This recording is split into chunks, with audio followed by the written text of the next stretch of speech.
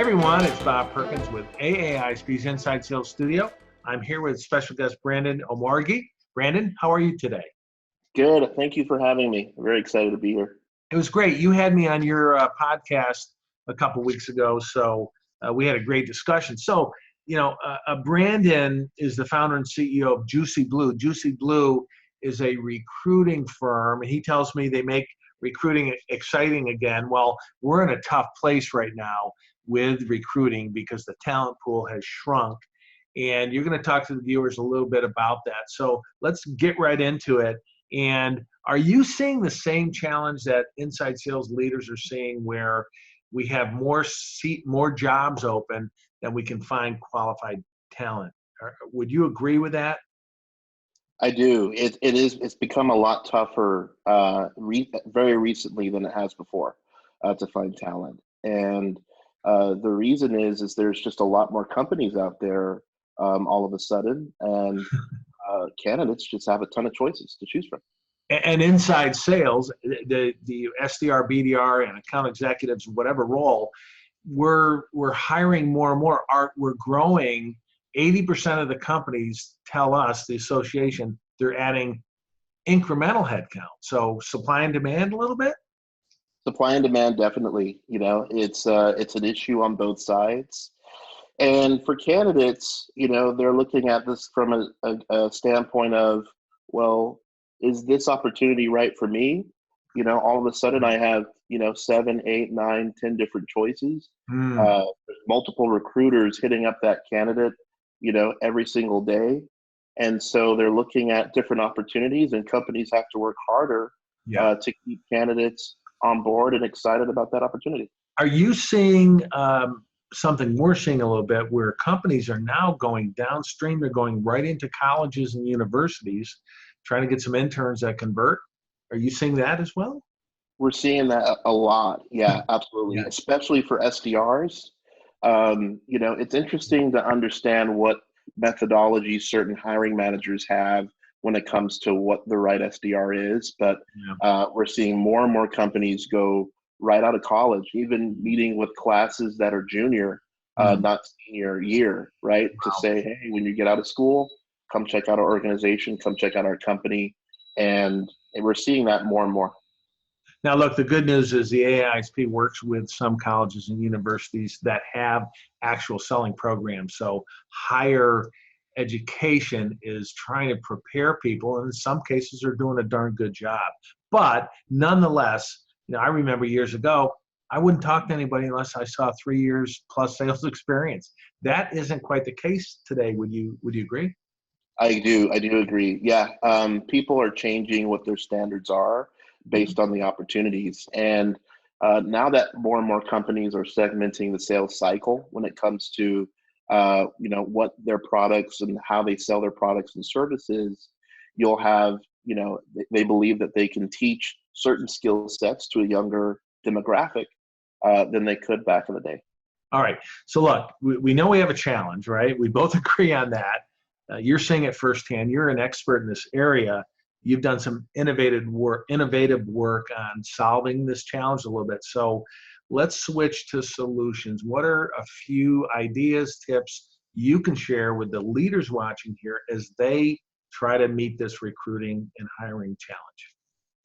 Yeah, I think one of the biggest things you want to do from a leader standpoint is showcase your company culture, right?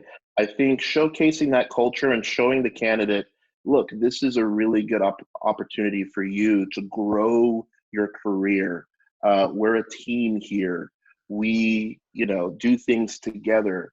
We celebrate wins together. You're not alone in this. You're not a one-man show going in to this opportunity. That's going to make a huge difference on that person wanting to see the opportunity as long-term over, maybe a gig, so to speak, for a year or two. And does that, what I hear you saying is showcase and have reality behind the showcase, of course, right? Some companies, we got a great people first culture. You get there and it's not true. And do you think that then spreads by word of mouth? This is a company you should be looking at? Yeah, well, great culture spreads, Yeah. like wildfire, right? And in the same argument, so does negative culture, and people can kind of see that going in. There's things like Glassdoor nowadays. There's places where people put anonymous reviews, and you can kind of get a good sense of it. But I think if the hiring manager shows some transparency on things they're working on, but things that they do really well, and the candidate sees that, they're going to gravitate towards wanting to work with that hiring manager. If a leader watching this out there, let's say for a variety of reasons, they cannot use an external recruiter or a company like yours, they have to do it themselves. Can you give them one idea of how they can get out there and maybe sort of attract someone?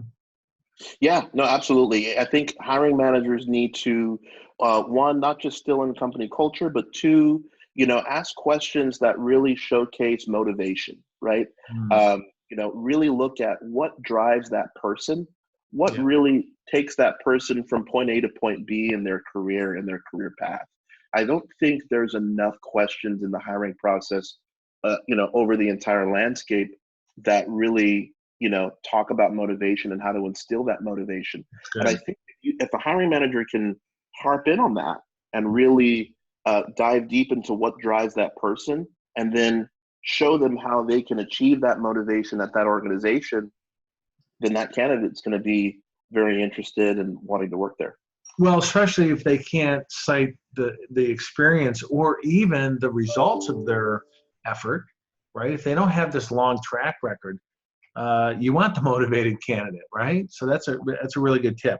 Talk to us. We'll sort of wrap up here. Talk to us a little bit about the benefits of using a recruiting firm, sort of like yours.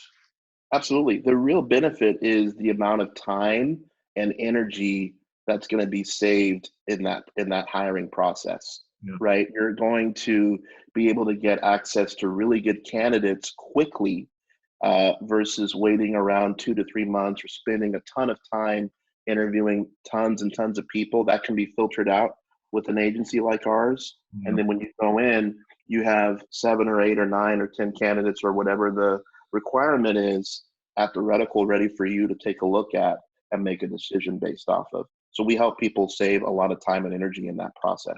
I've been there. There's nothing like getting to that short. We all want to get to a short list of several that are very qualified, and that sometimes that takes a ton of work. So that's great. So where are you located, and how can people get in touch with you if they have questions about anything you shared about recruiting? Maybe you can help them.